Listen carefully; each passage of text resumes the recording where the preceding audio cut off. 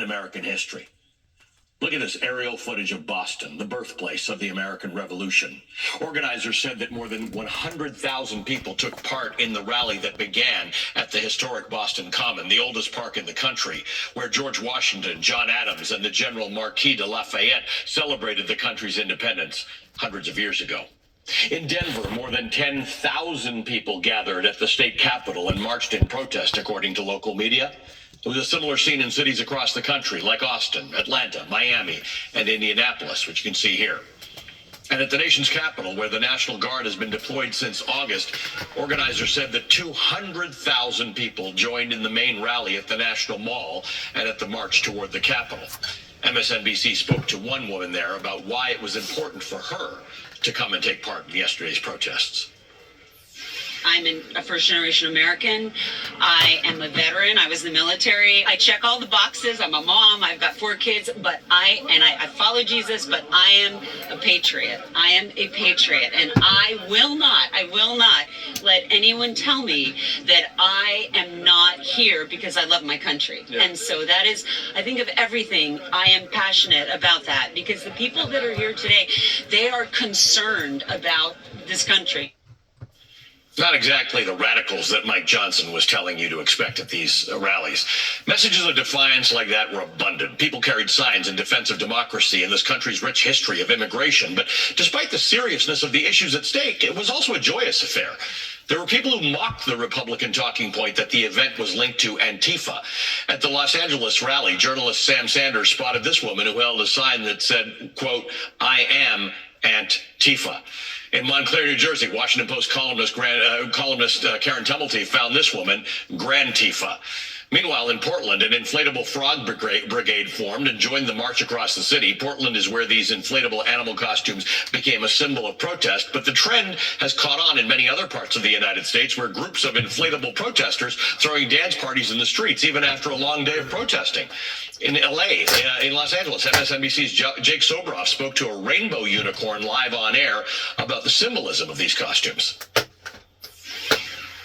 Tell me what brings you out and to be inside this hot unicorn costume today. Well, we're here to represent the loving, hardworking community of Los Angeles. We're here peacefully protesting, looking as ridiculous as we can, just so maybe we appeal to the president, because he is a ridiculous leader that is normalizing abuse of power, and we cannot stand and act like nothing is happening. Another demonstration as to why Jake Sobroff is such a fantastic reporter. This is the event, by the way, that Republicans have called a George Soros-funded Hate America rally that would be infiltrated by the pro-Hamas and Marxist factions of the Democratic Party. Yesterday's protests were indeed radical as the idea of throwing off the yoke of authoritarianism was 250 years ago, as radical as dumping tea into Boston Harbor, as radical as the idea of justice, liberty, and equality. October 18th was about the radicalism of true democracy, the radicalism of which America was born. And just like the first No Kings Day, it was overwhelmingly safe and peaceful coast to coast. In a statement, the NYPD said that they made exactly 0 protest-related arrests. In Texas, the Austin Police Department said, quote, "The rally remained peaceful with no arrests reported." In San Diego, more than 25,000 people showed up and, quote, "Once again, there were no arrests."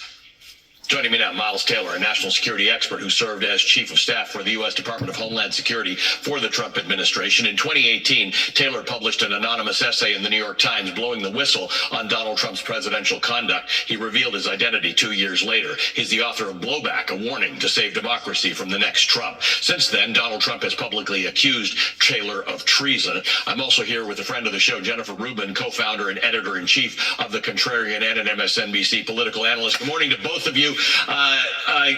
Miles, you're in good company, apparently, being accused of either treason or hating America or being a radical or whatever the case may be. Yesterday was a remarkable demonstration, almost a 50% increase in the number of people who turned out to the last No Kings rally. And the messages were pretty clear. The energy was palpable. And Allie, I also have to say before we start, you were on fire yesterday.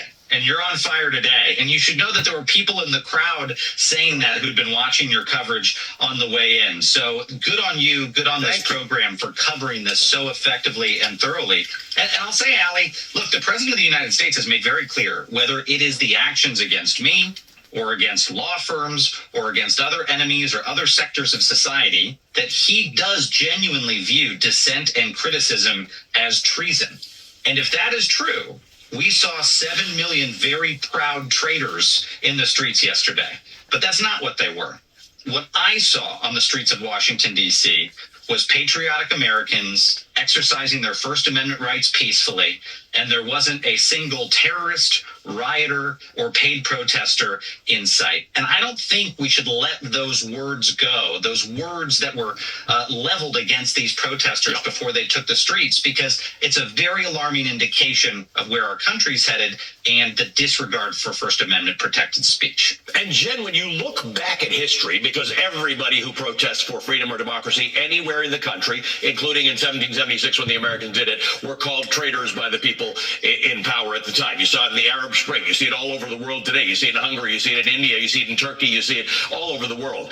It is, I think Miles is right. It is worth pointing out that this is the breaking point for them. This is where you see their weakness. When they go out and say that this tried and true, honest American concept of protest and dissent is traitorous and anti-American, it's a sign that they're losing.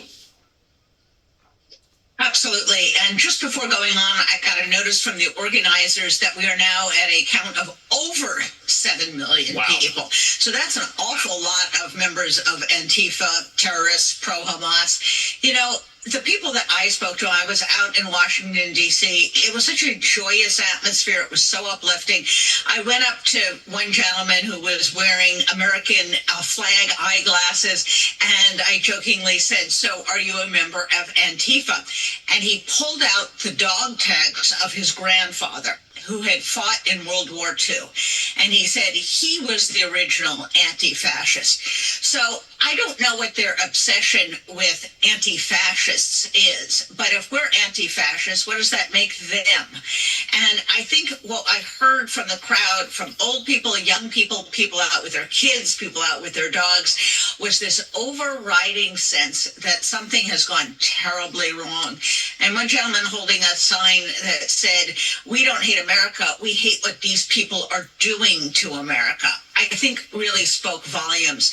And if anything, the Republicans, the MAGA Republicans, are not only evil, but they're stupid, because I think they helped choose the turnout yesterday. I think you're right. And there were a lot of people who were just absolutely gleeful at the opportunity to show that this is peaceful, this is joyous. Yep. And hats off to Portland for showing how whimsical, how fun, how joyous this can all be. Yeah, and we heard from endless people, Miles, yesterday, texting us, posting social media saying, I'm going out for my first protest ever. I'm going to stand up for my country.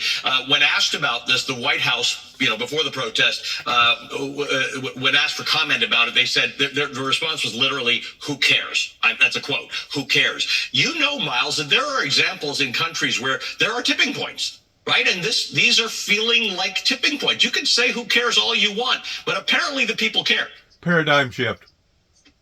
The people care very, very much. A paradigm Allie, shift. You don't know this about me, but I used to be a real festival nerd. I went to a lot of music festivals. I love live music.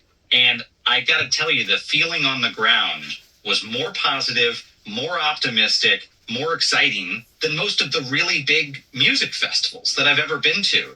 That really says something. All of the hate and division and violence we were told we were going to see at these rallies never manifested, even though we had the administration equating the people who were going to go out there like terrorists. And I want to put that into context, because let's all think back to when George W. Bush was president. What if George W. Bush, in response to Code Pink, in response to anti-war protesters, had gone out publicly and said they were Al-Qaeda? Yeah.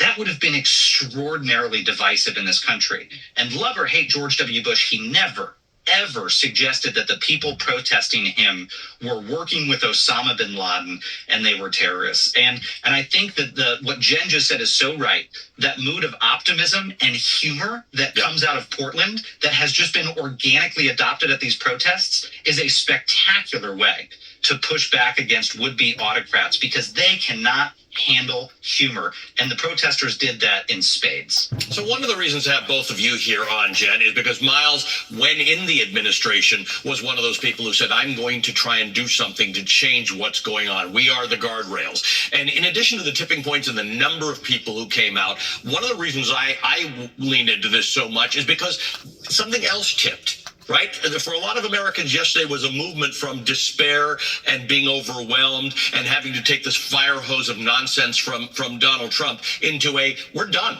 We're done. This fire hose is now going your way. It's coming from us to you. If it was 5 million last time and 7 million this time, it'll be 10 million next time, and we'll keep coming until you get the message, including in the elections that are coming up in a few weeks.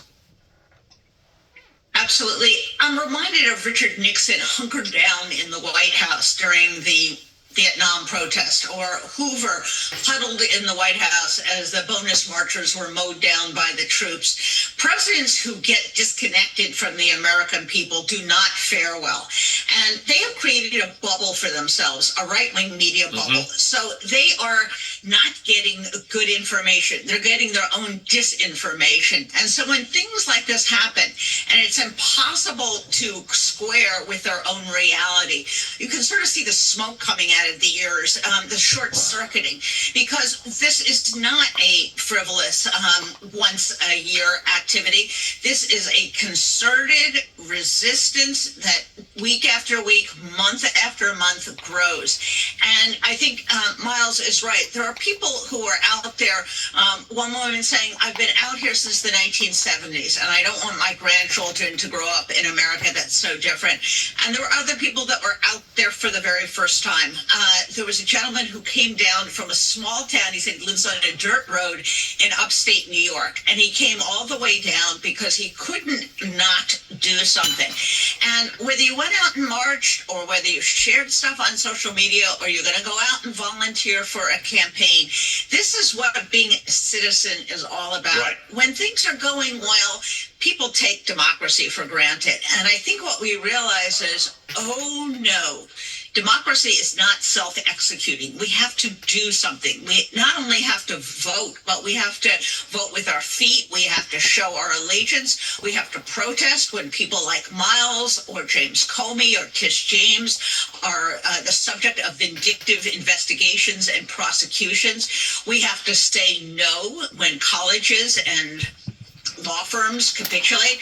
And by the way, did you notice this week, MIT, University of Pennsylvania, University of Virginia, and USC all said no to the Trump administration that tried to float this compact with them. So courage is contagious. Yep. And I think once people see other symbols, they are more inclined to themselves show courage and show spine. And I think there's a thrill in being part of a very positive movement and being on the right side of history. That is, I think, what people are discovering. I think that's exactly right. Hold on to both of you. Stay there. I'm going to take a quick break. We're going to come back and talk about how do we continue the momentum that we saw yesterday.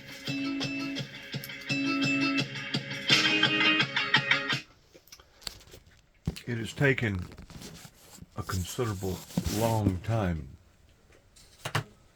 in my book, 30 plus years, for the American people to realize that that we're in big trouble here in America. And I guess I need to apologize for what I said yesterday, because I said that they wasn't going to accomplish anything. Well, they did. They accomplished by putting out a statement by saying, we are aware of what's going on. We do not approve of what's going on. We are patriots in standing up for what's going on because of the movement that began basically 250 years ago, whenever our first pioneers, our first ancestors stood up against the taxation of tea against King George III. That was the first movement that began that is still in constant contact of today, though it has conflict.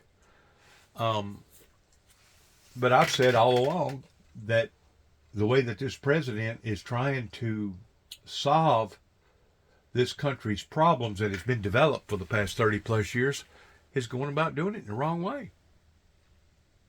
And this is just proof of it. So I apologize for what I said yesterday, that there would not be nothing that would come out of it. Now, whether or not it materializes into actually seeing various people that works for the government back down and stop cutting so many programs, and there's no doubt nobody wants fraud, nobody wants waste, nobody wants to see the system being taken advantage of. But whenever you have the banking industry, when you have the medical industry, whenever you have the oil industry that's basically got their hands in everybody's pocket, it has an effect upon people's lives. And to a great deal of extreme, it not only has an effect, but it's destroying people's lives right now, of those that had that desire, those that had that dream, those that thought that they could reach out and spread their wings and go out on a limb a little bit towards buying a new home or buying a new car or buying a new this or a new that. And now all of a sudden all this stuff is basically blowing up in their faces. Well, who's to blame for that? Those that was in charge, not maybe necessarily today, but those that was in charge yesterday and the day before yesterday and all the other day before yesterdays that has allowed for this to get in this type of predicament. Now, some people want to blame it on the Democrats. Some people want to blame it on the Republicans. Some people want to blame it on the independents. But the fact of the matter is we was all part of this. We was all part of this, that it took COVID. It took a pandemic to finally jort or alert the people in realizing, my God, we really are in trouble, ain't we, at $37 trillion in debt? Uh-huh. So if there was anything that come out of yesterday, it was a clear, open statement that, yes, we are aware of what's happening in the good old USA. Said you're one of these people who's been targeted for what seems to be vindictive investigation into being a traitor, which is wild. The universities, the 7 million people out there. Does it make you feel different? Does it make you feel like the country's with you? Yes, it feels like the boat's bigger. I cannot tell you how personally impactful yesterday was, Allie. And look, one of the things that was obvious to me inside the Trump administration, one of the reasons I blew up my life to come forward, was because it was obvious this man was a fascist. My boss, John Kelly, said he was a fascist. The chairman of the Joint Chiefs, Mark Milley, said he was fascistic to the core. That was obvious. And even though I knew this would destroy my career in the Republican Party, it was clear that that's what we had to do. All of us had to go out and make very clear what was obvious on the inside. And it is so heartening, Allie. If people didn't think that was the case before, millions and millions of Americans now realize it. And what's going to happen next is two things. One, like Jen said before the break, Trump will double down like autocrats do, and it will be a self-fulfilling prophecy. His attacks on protesters will lead to those protests growing. And two, protesters are going to face an array of ways to start pushing back. Jen, the institutions of civil society, the media, the universities, the law firms, as you said, the law firms starting to push back, the universities starting to push back. It's not enough, but it is directionally now starting to look better. Part of it, the reason they're pushing back is it doesn't pay to make a deal with Donald Trump because he just comes back for more. Extortionists don't stop extorting you when you give them money. They see that as a sign of weakness. So any university that has paid up money or made some kind of Faustian bargain has come to really regret it. So why not do the right thing? Why not get credit for doing the right thing? But what Miles says, I think, is correct. They are now becoming increasingly frantic. That's why you see the brutality of ICE. That's why you see the deployment of military in the streets.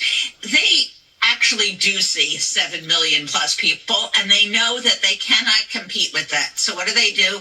They try to instigate, they try to provoke, they try to rile up their own base, because if Americans are divisive, if Americans are afraid of one another, then they're not going to gang up and get rid of the dictator. So I think we're going to see more of that.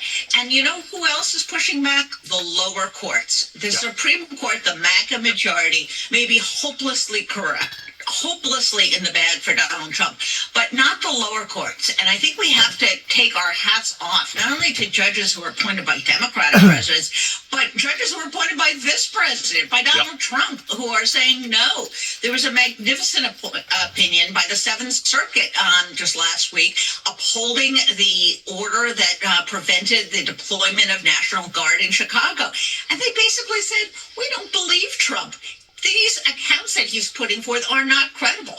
Now, for a federal court to say the president of the United States is lying to us, well, that's something, and that's a sign of courage as well. So I think we have to draw sustenance from this. This is not a sprint. It is a marathon, and it's building block by block, person by person, a movement that's going to be sustained and that's going to return pro-democracy people to power.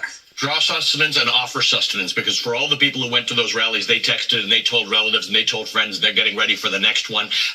Tell your judges, tell your politicians, tell your media, tell your universities, tell your friends who work for law firms, tell everybody this is how things change. Thanks to both of you. Miles Taylor is a national security expert. He's the author of Blowback, A Warning to Save Democracy from the Next Trump. Jennifer Rubin is the co-founder and editor-in-chief of The Contrarian and an MSNBC political analyst. Coming up, the story of the long project to dismantle the crown jewel of the civil rights movement, how the latest case against the Voting Rights Act.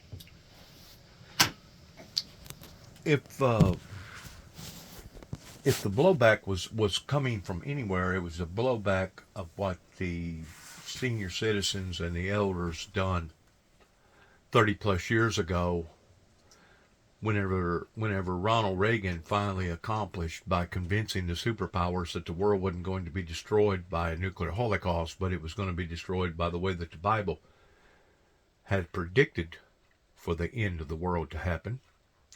If there was a blowback anywhere, it should be a blowback to people like Tommy Moore, other officials here in not just Northwest Tennessee, but basically throughout the country, of those that made a conscious choice that they was not going to support a person that supported peace, love, grace, mercy, and all the other things that the Bible teaches pertaining to the King James.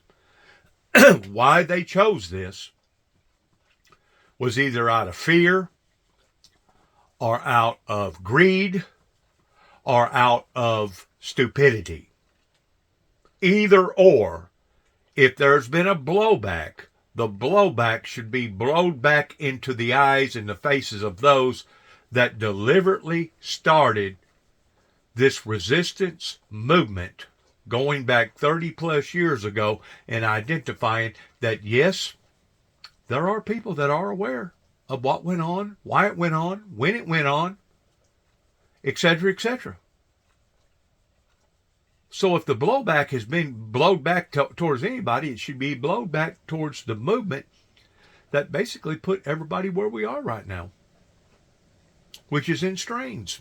Unless you was part of the crooks, unless you was part of the ones that took advantage of that situation to the degree that now you got big fat pockets and you drive a nice car and you live in a nice vehicle and live in a nice home and et cetera, et cetera. Well, naturally, those people aren't gonna side with an individual that's basically accusing them that this fault falls upon the feet of those that has done this. Naturally, they're not going to get in behind the original Jubilee's Windmill Ministries missions. But where I'm still disarrayed at is how come the rest of them are following the same path that they followed? How come they, other than the 7+ million people that now we're seeing standing up against this type of aggression, against this type of anti-Judaism?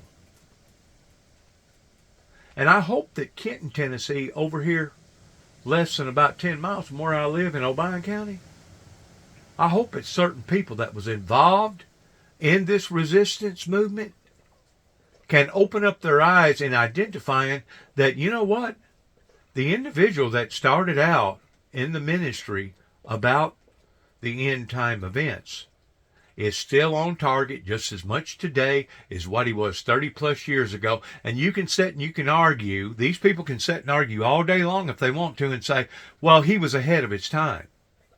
No, I wasn't ahead of my time. You was behind your time. You was still hanging on the old fascist ideals, and you wouldn't accept the truth for what the truth actually reveals towards being a bunch of deniers. Rejectors.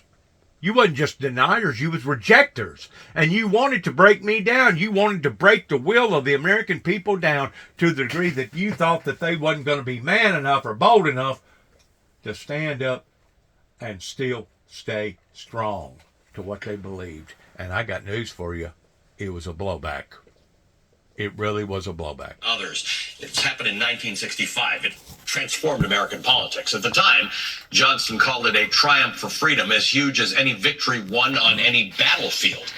It was a step toward making good on the promise of the constitutional guarantees that were outlined by the 14th and 15th Amendments about equal protection under the law. It was a key part of ending the Jim Crow era policies of the day, which kept black people out of Southern politics. It aimed to ensure that states could not disenfranchise black voters. For many years, the Voting Rights Act was reshaped and expanded to protect a broader swath of Americans: Spanish speakers, Native Americans, disabled people, minority voters, all across the country. And it was successful. Over the years, it also improved representation in government. The number of non-white representatives in the House increased dramatically. Pew Research reports 28% of House members are black, Hispanic, Asian, or Native American. We've gotten so used to polarity that has become the American politics, but the Voting Rights Act for a long time actually had bipartisan support. Here's the Republican president, George W. Bush, reauthorizing the Voting Rights Act in 2006. It was thriving. It was a win for both parties until it wasn't. In recent years, the Supreme Court has chipped away at crucial sections of that civil rights law. In 2013, in a 5-4 vote, the Supreme Court struck down Section 4B of the Voting Rights Act, ruling it unconstitutional, which then weakened Section 5 as well. These are major blows to the Voting Rights Act. Section 5 established a process known as pre-clearance. Now, pre-clearance is a formula for the Justice Department or the D.C. federal court to pre-approve any changes to voting laws that are proposed by states that have histories of discriminatory policies. So for decades, it blocked racially discriminatory election rules, including gerrymandering and voter ID restrictions. By striking it down, 9 states, mostly in the South, were then free to change their election laws without advance federal approval. In her scathing dissent, Justice Ruth Bader Ginsburg wrote, quote, "Throwing out pre-clearance when it has worked and is continuing to work to stop discriminatory changes is like throwing away your umbrella in a rainstorm because you're not getting wet." There's now essentially one remaining pillar of the Voting Rights Act. It is Section 2. It outlaws election practices that deny or limit voting rights based on race. It applies to election practices like racial gerrymandering, ballot access, and voter registration restrictions. On Wednesday, the Supreme Court heard oral arguments in a case called Louisiana versus Calais. Now, decades of legal precedents have in practice directed states and federal courts to ensure that legislative maps contain some districts where minority voters make up at least half of the population. The rationale being to prevent the diluting of minority voting power and to ensure fair representation for communities of Black, Latino, or Asian voters. What's happening in the Louisiana versus Calais case is this. A group of white voters in Louisiana is challenging a congressional map that has created 2 majority black districts out of 6, 1/3, in Louisiana. Okay, the two are, it looks like one big purple line, but it's actually 2 districts. This map was created in line with the Voting Rights Act in order to not disempower black voters who make up 1/3 of Louisiana's population. But the group of white voters argue that the map is racist against them. After oral arguments this week, several of the conservative justices signaled their willingness to strike down Section 2 of the Voting Rights Act, which would essentially legalize gerrymandering by race, allowing Republicans to pick up an estimated 19 congressional seats in the process. Dismantling the Voting Rights Act has been a long game. Its opponents have long found a champion in the Chief Justice of the Supreme Court, John Roberts, dating back to the 1980s. He was a young attorney in Ronald Reagan's Department of Justice. He fought against expanding the VRA. When he was nominated to the Supreme Court by President George W. Bush, Congressman John Lewis, who nearly died marching for voting rights in Selma, Alabama, testified against his nomination. Congressman Lewis said, quote, "Had Judge Roberts' narrow reading of the Voting Rights Act prevailed, fewer people of color would be serving in Congress and at both state and local levels today." And so it comes as no surprise to those who've been following his career that as Chief Justice, he's prevailed over the historic dismantling, piece by piece, of the Voting Rights Act, a project that will likely be nearly fully realized when this court rules on this latest case. Joining me now, Elie Mystal, justice correspondent at The Nation, where he writes about the courts and the criminal justice system. Elie is also the author of Bad Law, 10 Popular Laws That Are Ruining America. Elie, I have a lot of specific questions, including questions about how this case is going to end up. But I first just want your take on this, because for a lot of people, this has become like the air we breathe, right? The Voting Act was something, they thought certain things were fixed, and now we are literally going back to 1964. The Voting Rights Act is the most important piece of legislation in American history. It is the thing that makes the promise of America, the idea that we are a fully fair and equal society with equal political participation. It is the thing that makes that idea real. Before the 1965 Voting Rights Act, this is an apartheid nation where black people are not allowed political power and representation in the country. After 1965 Voting Rights Act, we are something approaching a democracy. So that is the demarcation line. And John Roberts has been an enemy of the Voting Rights Act, as you pointed out in your opening, for his entire career. John Roberts is the biggest enemy towards black people that this court has seen since Chief Justice Roger Taney, who authored the Dred Scott decision. Now, white media generally doesn't talk about him like that because he's a genteel man. You know, he's not running around letting his flag fly like Sam Alito. But make no mistake, whenever black people are asking to have equal representation of this in this country, John Roberts is the man standing at the door telling us no. He is the problem, and we're going to see that play out in Louisiana versus Calais when that decision comes down later next year. So let's just talk about the concept here. The idea is black people make up 1/3 of Louisiana, so why wouldn't it be fair to have 1/3 of the votes? It's not suggesting that those have to be Democrats, right? It's not suggesting that black people are a monolith, and that if a district that has more than 50% of a minority population gets to have that district, that it's only going to be Democrats. At that point, in a fair system, you would say to Republicans, Democrats, compete for those black people's votes. Exactly. That's the whole point of it, right? Like, understand this case and gerrymandering, voting rights gerrymandering cases in general. This is not about black people like asking for anything. It's not about black people asking for more than their share. As you pointed out, Louisiana is a third black. They have 6 congressional seats. Simple math. I mean, you don't need to be a Neil deGrasse Tyson to understand that 2 of 6 is a third, and we should do that. What the white people in Louisiana are arguing for and asking for is over-representation. Right. They want more representation than they deserve. White people only make up 56% of the population in Louisiana. They want more representation than that. And it actually came up during the case, Allie, that the lawyer defending Louisiana's maps argued that, well, if the people that we were disenfranchising had been white Democrats, everything would be the same. Louisiana would have done the same thing. We were discriminating based on party, not based on race. That was a key argument argument from Louisiana, because John Roberts has previously said it is okay to discriminate based on party, but not necessarily okay to discriminate on race, right? But again, Ali, we have math here, right? And the math in Louisiana and quite frankly across the South shows that even white Democrats will not vote for a black candidate. White Democrats would rather vote for a white Republican than a black Democrat in Louisiana and all across the South and in general all across this nation. So if black people are to have representatives that look like us, whether those representatives be Republican or Democrat, you kind of need to have majority minority districts, because white people won't vote for a person of color no matter what party they're running in, generally speaking. And that is one of the reasons why you need two majority districts in Louisiana to counteract that problem. There's this weird concept that goes around that somehow the founding fathers and the document that they produced, the Bill of Rights and the Constitution, were colorblind. That's actually not true. That's gaslighting. But it now persists in this issue of affirmative action, and now this case, in that you can't consider race to adjust for racism. The core of the conservative argument is that you can use race if it's helping white folks, but you can't use race if it's stopping white folks from taking advantage and disenfranchising black people. And here you mentioned Section 2 of the Voting Rights Act. That's the thing that is currently on the chopping block and most likely will be taken away.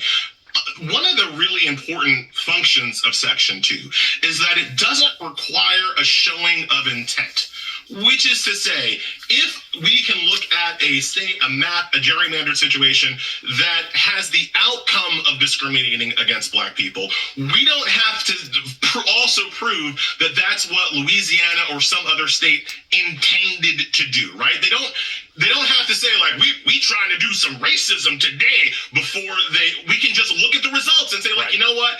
You know, Louisiana might say, I don't have a racist bone in my body. Doesn't matter. If the outcome is racist, then Section 2 is allowed to operate.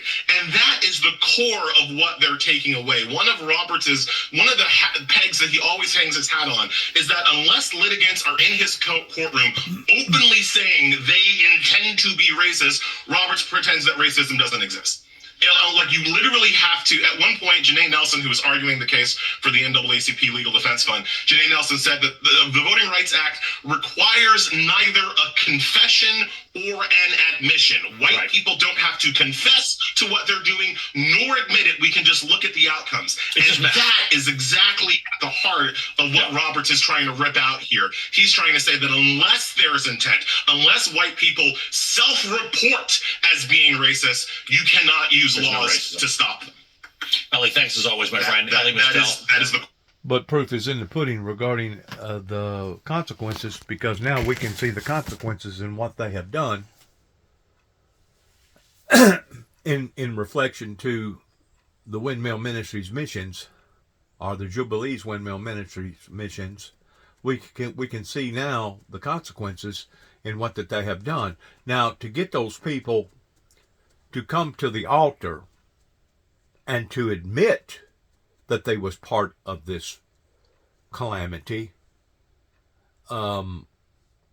is a completely different issue, because it's pretty obvious that they're still standing under the shadows of saying, oh, we're doing this for the betterment of the good. We're doing this for the betterment of the good. You wasn't doing it for the betterment of the good.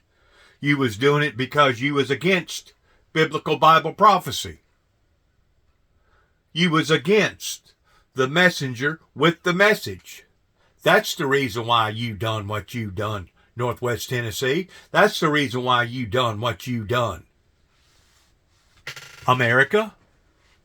Even though Ronald Reagan had convinced the rest of the superpowers likewise. You know, I'm soon going to end here. In our laws of today, they claim that ignorance of the law is no excuse. Ignorance of the law is no excuse. How many times have we heard that? Ignorance of the law is no excuse.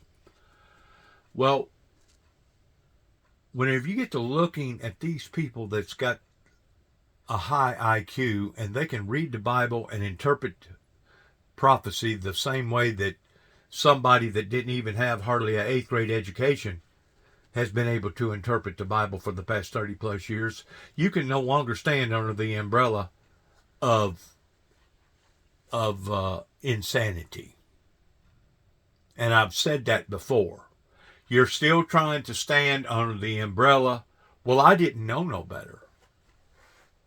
It's kind of like whenever I first put the Apocalypse 4 Horsemen arts and crafts display in the back of my truck, and I drove up to Mr. Hayden Bonnell McWright's place, and I got them to come out and look at my truck, and I explained to them what all that was about. And Miss Bonnell, one of the first things she said, "My Lord, Dennis, where in the world did you get an idea like this?"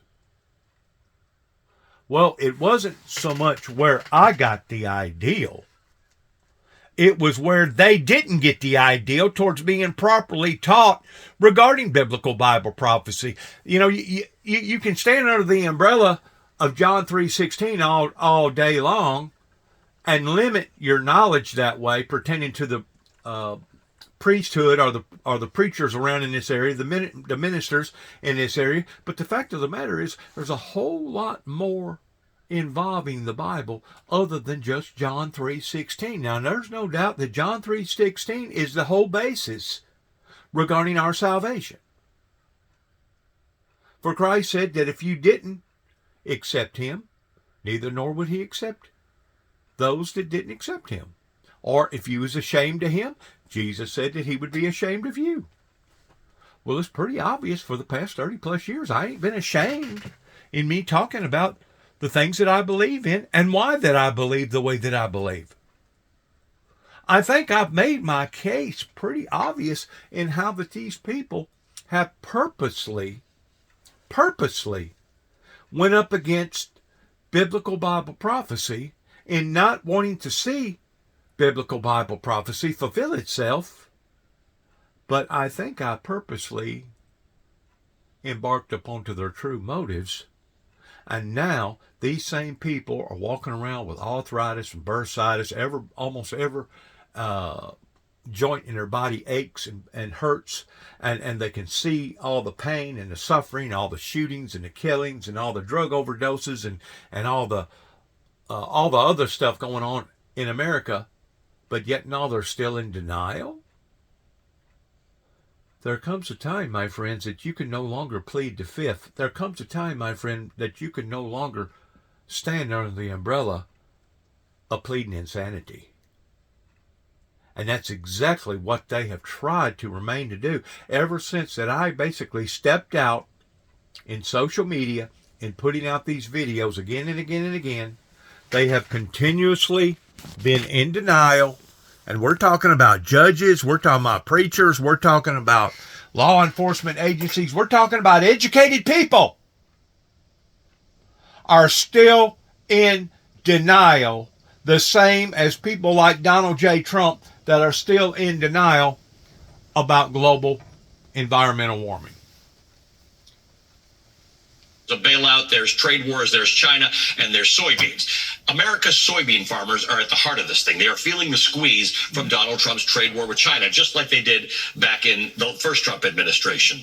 These beans were the United States' top agricultural export to the world. Cash cow. China is the planet's biggest buyer of soybeans. It was our cash cow. In a typical year, China would purchase more than half of all the soybeans grown in the United States. Last year, that was almost $13 billion in soybeans. But as the New York Times notes, quote, earlier this year, the government in Beijing slapped a hefty tariff on American soybeans in retaliation for the hefty U.S. tariffs on Chinese goods. Until then, America had been China's second biggest supplier. But now, farmers in the United States have sold not a single bushel to China from this fall's harvest. Hopes of relief package from the White House have been delayed by the government shutdown, end quote. Worse still, America's agricultural competitors on the global soybean market, like Brazil and, you guessed it, Argentina, stand to benefit.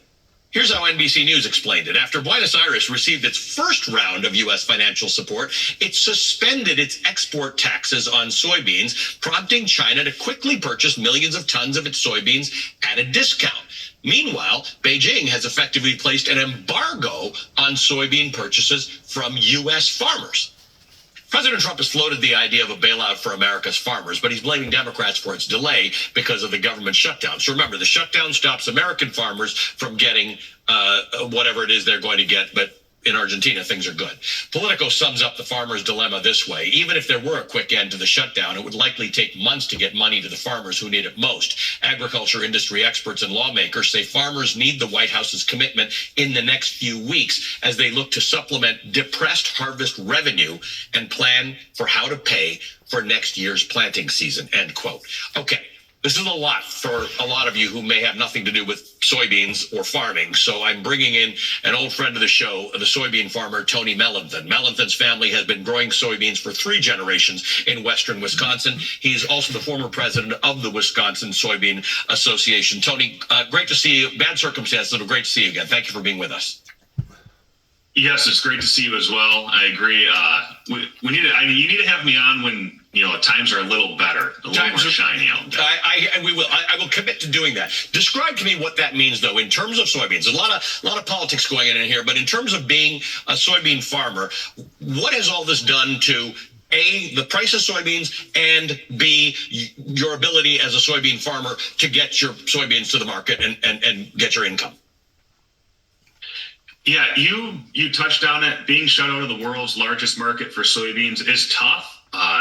Ironically, this time we haven't seen the sharp plummet in Chicago Board of Trade prices like we did last time. However, we've seen the basis, which means the price between what the farmers actually get paid and what you see on the Chicago Board of Trade. That has done most of the work. You've seen places that are heavily reliant on China as a source of demand, like the Dakotas, the upper Midwest. The fall price for soybeans are quite a bit lower than what we're used to seeing. It's tough because China was such a big buyer of soybeans. Obviously, there's a world in which you can find other markets. Describe to me whether soybean farmers, I know some people rotate crops, but can all soybean farmers do something else? Whatever it is, what can be done and what kind of time does it take to try and fix this for farmers? Well, I would say all farmers can rotate crops to a certain degree. You still need to do what's the best for the soil and agronomically the best. One thing that you did touch on before I came on that I think is important to highlight is this has allowed us actually to enter markets that are more price sensitive markets. And we've been able to showcase the value of U.S. soybeans and our quality difference. As you touched on, Brazil, to feed this Chinese demand in the absence of the United States, that does not bode well for the rainforest. And we are seeing quality issues out of Brazil as they tear down the rainforest and plant soybeans. But you and I talked about this back when this happened in 2018.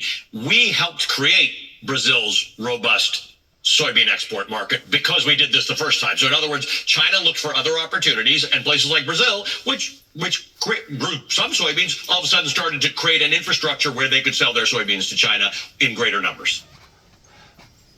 Yeah, that's correct. And the Chinese have been investing in Brazilian infrastructure for, honestly, more than a decade now.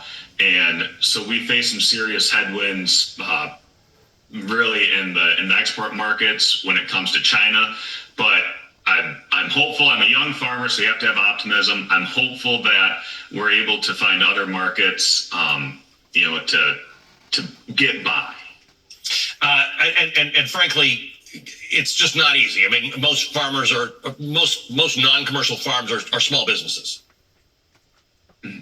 Yes, absolutely. And when you talk about the struggling profitability of the U.S. soybean farmer, the being shut out of the Chinese market is one piece of the puzzle.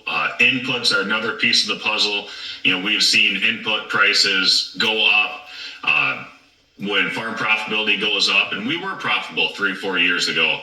Now that prices have come down, input prices do not come down, and that's part of the struggle when The seed, crop protection, fertilizer, equipment industries are controlled by 4, maybe 5 companies. Yeah. Tony, it's good to have you back. We're going to talk in good times and in bad, so I appreciate you returning to us. Tony Mellenthin is a Wisconsin soybean farmer. We'll be right back. In essence, Weakley County over Martin, Tennessee has been proud in performing a soybean festival once every fall here in Weakley County, Northwest Tennessee.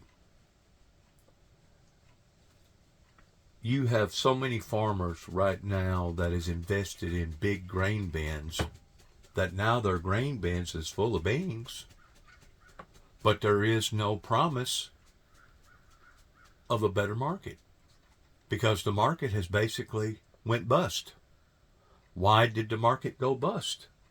Because we had somebody that obviously thought that they could still rule things the way that they was ruling things back in the 50s, 60s, 70s, and the 80s, and they hadn't awoken yet that, guess what?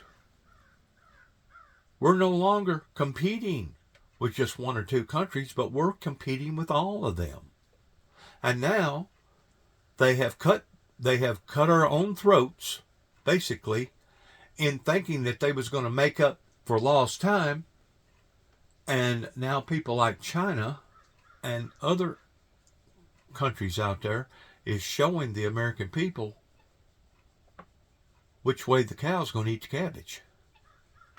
And to think that these people in this area, this particular area in Weakley County, that was so dead set that they was going to be against that in which what I had tried to start back years ago pertaining to Mike Wilson's clonies and Tommy Thomas's clonies and all these other people around here that was hard-headed, now it's blowed up in their faces. And there's no other excuse other than saying that they done this to themselves. They done this to themselves, just like in the year 2005 over here in Martin, Tennessee.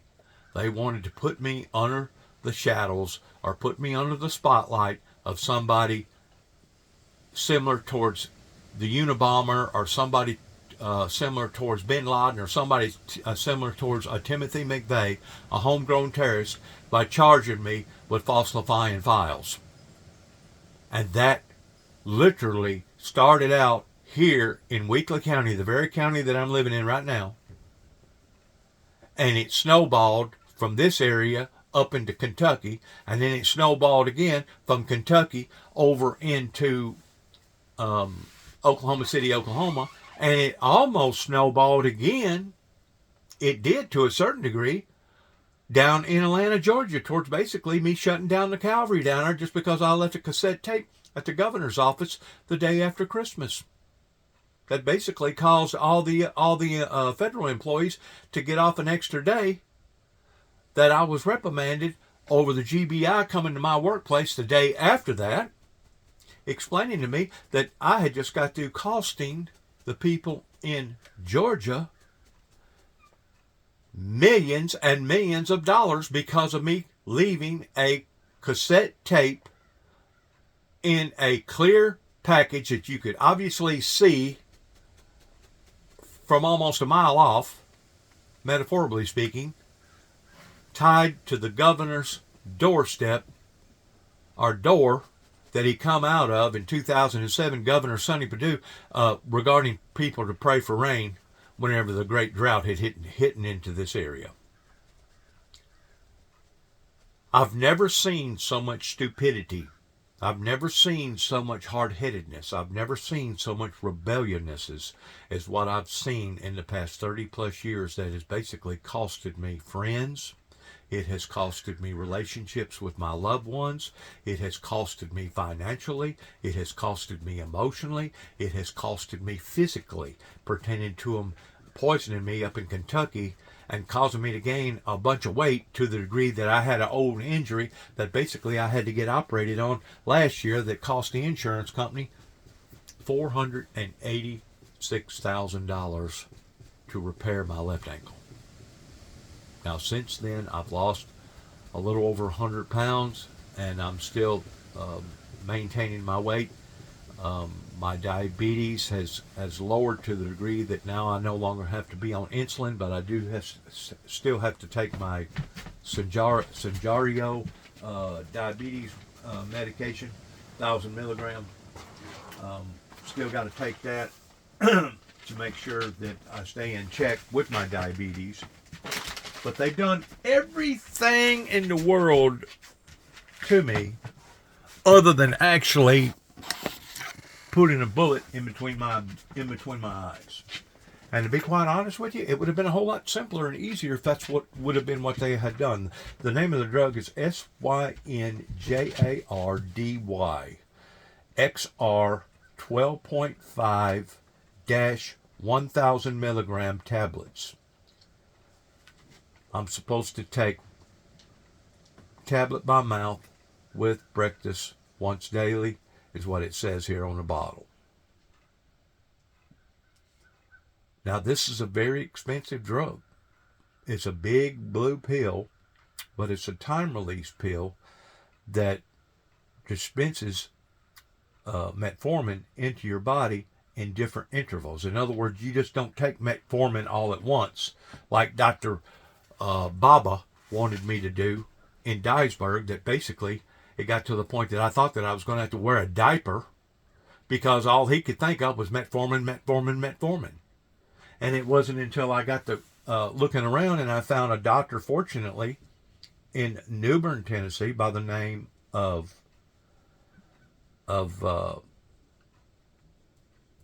Hillard Belinda Presley. I guess that's Hillard, Hilliard, Belinda Presley. It wasn't until I come up with her, and she had enough study in identifying the in-depthness of diabetes too, and she was the one that kept my insulin at the time, which was Novolog 70/40, 70 for the high side, 40 for the low side. She kept me on that, but she also started giving me this particular drug other than all metformin. Because of this, and because of her putting me on Mounjaro and losing weight, it has helped to save my life. I got another person that, as far as I'm concerned, I need to give her credit too, pertaining to Amy Smith over in McKenzie, Tennessee, that my primary doctor. She has helped to save my life. My son, Nicholas, that's no longer with us. Once he identified the problems that was going on with his dad, he immediately said, "Dad, you need to be on Adderall." He said, if you're having problems in staying, your attention span towards staying alert, he said, you need to be on a drug called Adderall that will help you stay focused upon that in which what you're supposed to be focused upon, because it got to the point that it was actually a danger for me to get out on the road. I also take a mood elevator drug by the name of Bupropion,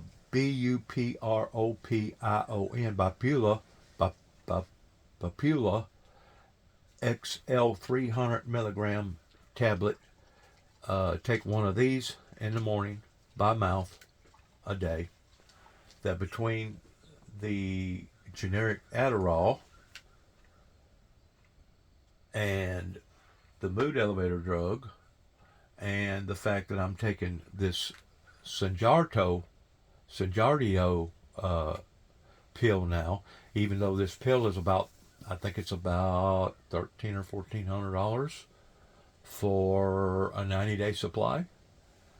It has basically helped me to be elevated in halfway living a normal life, as well as me, my diabetic doctor putting me on Mounjaro towards dampening my appetite, because my problem was the portions that I was eating. It wasn't necessarily what I was eating, but it was the portions that what I was eating.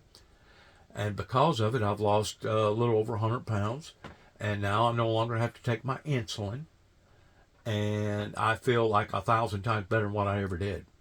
And I feel like that all that combined, especially gaining the weight, that intensified my diabetes problem, and going through COVID shortly after my youngest sibling, David Jeffrey Jackson, died, and basically dealing with all the pain pertaining to an old injury in my left ankle. This was all leaning into the degree of depression. And of course, once a person becomes so depressed that they feel like that their life is over, they're more apt of committing suicide. And basically, it literally almost drove me to that point, especially after my brother did die. I was dealing with the pain. I was dealing with the diabetes. I was dealing with all the other problems. And then within 10 days after my brother died, here comes the Weakley County authorities in having me arrested, because my brother was dead set that he did not want to go in front of the lower court pertaining to Tommy Moore, because he had already been let down because of some people that tried to take his life with his own gun on his own property. And he convinced me, Dennis, you need to go to a higher court. And David said, I'll help you pay the cost. And we hired an attorney over in Union City, Tennessee, by the name of Bruce Brown. And in between us hiring the attorney and going to the first arraignment, my brother died. Well, just so happens the attorney didn't tell me when the arraignment date was, which turned the tables and gave the authorities in this corrupt county the green light in coming after me. During which time that I was in jail, during which time basically in a time of grief over my brother dying, during which time of all the other problems that originated in my life, it was time for me to end my life. And I attempted to do that while I was in the Weakley County Jail, that as far as I'm concerned, people like Tommy Moore, people like Tommy Thomas, people like Mike Wilson, people like Randy Brundage, and other officials in this area will be held accountable for, because of what that they was trying to do in pulling the wool over not my eyes, but over the people's eyes. They was hoping to drive me off into a state of suicide, that even a body shop in between Kenton, Tennessee and Rutherford, Tennessee, by the name of Russell's, had already tagged me in wishing that I would go ahead and take my life. I think what they said was eventually, this was shortly after the 9 tapes went to the White House in 1988, they said eventually that man would take his own life. And that's what they was wishing for. That's exactly what the original seasoned senior citizen that fumigated that business was wishing for, as well as a great deal of other people around in this area. They was wishing for my demise. They was wishing for my failure. They was wishing for me to be destroyed. And if I didn't destroy myself, they was hoping that I would, my brother and I would do stuff to the degree that eventually the law in this area would do it for them. Now, I'd always been told growing up about enemies, and I'm sorry for delaying this ending of this video. I've always been told about enemies and friends growing up. But you know what? Until you identify that you've got enemies, true enemies, that are willing basically to destroy their own lives, to destroy yours, you really don't identify just exactly how strongly or how intensely that an enemy can actually be, until you have enemies such as I had in Northwest Tennessee.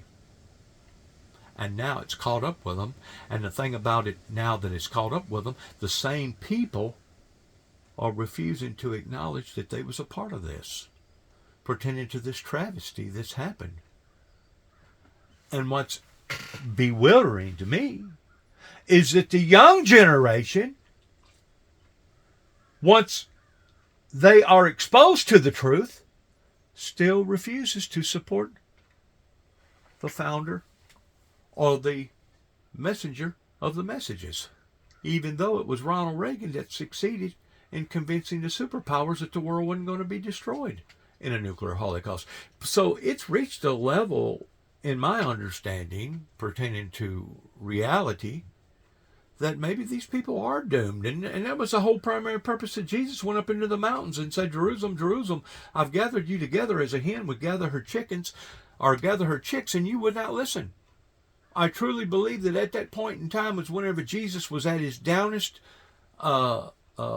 emotional side, because he identified that these people was basically unreformable. These people was basically unreformable, and they could not be helped.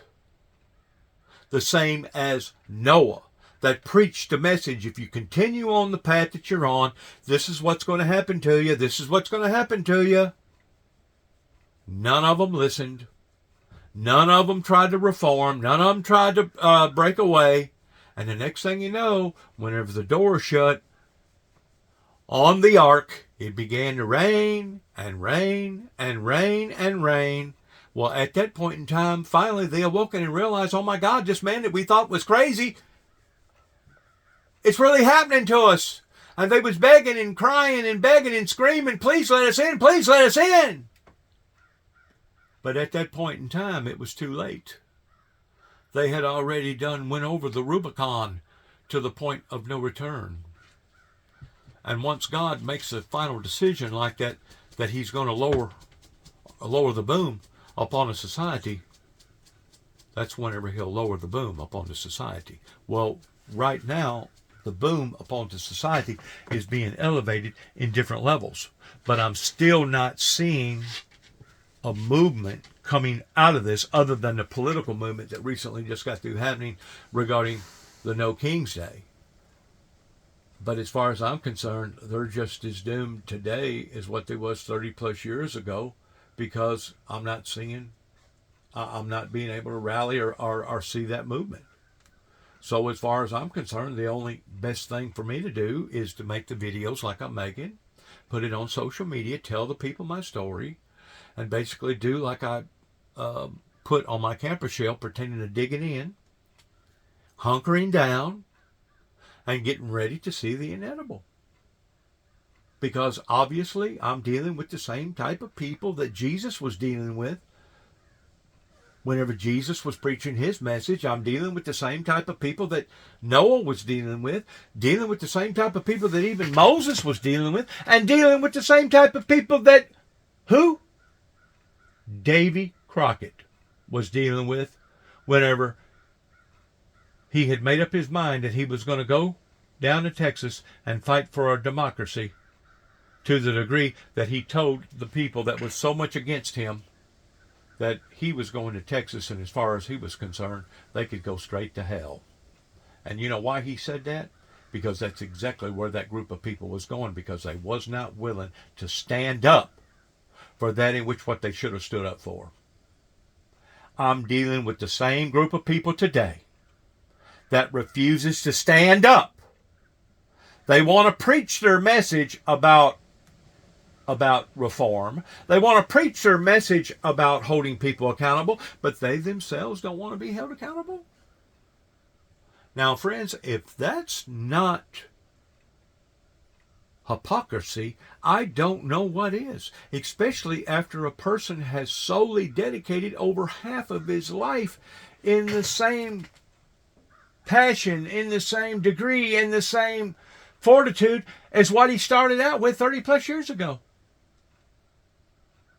So the people over in Kenton, Tennessee, the people in Obion County, and Weakley County, and Gibson County, and Dyer County, and Lake County, and Madison County, and Henry County, and Fulton County, and all the other surrounding counties, including up in Kentucky and Oklahoma, I hope that you can identify that you are part of this resistance movement that now about 7 million people stood up yesterday to say enough is enough. Enough is enough. Because these are the same people that has the same type of feelings that I do, that are willing to put their lives on the line, even at the expense of either going to jail or being assassinated over, the same as somebody like Charlie Kirk that recently got assassinated on TV for preaching his message. So all these old stiffheads that wanted to take their fingers and stick them in their ears, and you can see where again and again and again throughout the Bible, whenever God would anoint a certain particular person with a certain particular message, how that they had this resistance movement again and again and again. They called them in the Bible stiffnecks, or they would plug up their ears because they wasn't going to listen to the truth, the same way that they didn't want to listen to Jesus, the same way that certain people didn't want to listen to Moses, the same way that certain people didn't want to listen to Noah.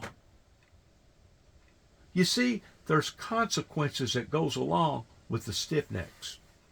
There's consequences that goes along with the people that's not willing to listen, that want to take their fingers and stick them in their ears because they're not willing to conform. They're not willing to be with the signs of the times. They're still living in an old season. The season that they want to live in. Because their ancestors, their fathers, their mothers, their grandmothers, their grandfathers believed in the way that they believed. Well, we're going to believe the same thing that our ancestors believed in. Well, you know what? During the time that their ancestors believed in what they believed in, that was probably the adequate thing to believe in. But we're no longer living in that generation. We're no longer living in that era. We're living now in the 21st century. This is the year 2025. And if you hadn't awakened to the dangers out there in the world, then obviously something is wrong with you. You are living in a fantasy land, or you're living in a different form of reality. God bless America. God bless our troops. God bless our endeavors towards which way not just the American Christians go from this moment on, but the Christianity society all over the world. God bless them, and God bless those who are standing up for a righteous justice coming from a righteous, holy, eternal God. Thanks again for listening. And as I say almost every message that I put out, peace be unto you. Shalom.